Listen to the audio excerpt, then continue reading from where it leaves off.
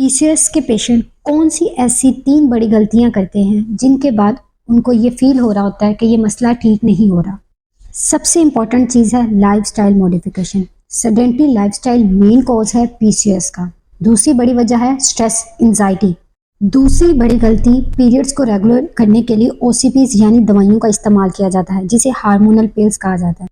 Periods को regular करने के लिए जो मेडिसिन इस्तेमाल की जाती हैं वो पीसीओएस का परमानेंट ट्रीटमेंट नहीं है, जबकि उसके साथ लाइफस्टाइल मॉडिफिकेशन को ऐड ना किया जाए।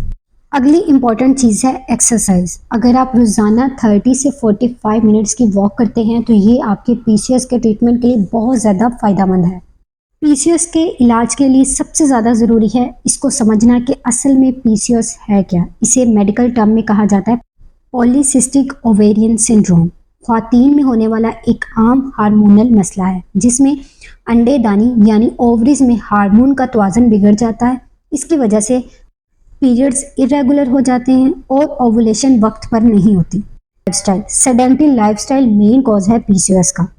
अगर इसका टाइमली इलाज ना किया जाए तो इससे इनफर्टिलिटी यानी बांझपन, high blood pressure, diabetes, cholesterol में इजाफा, मोटापा ऐसे मसाइल बढ़ सकते हैं। 50% फीमेल पीसीओएस की बीमारी का शिकार हैं। पीसीओएस का मुकम्मल इलाज तो मौजूद नहीं, लेकिन इसकी अलामात यानी सिम्टम्स को कंट्रोल किया जा सकता है।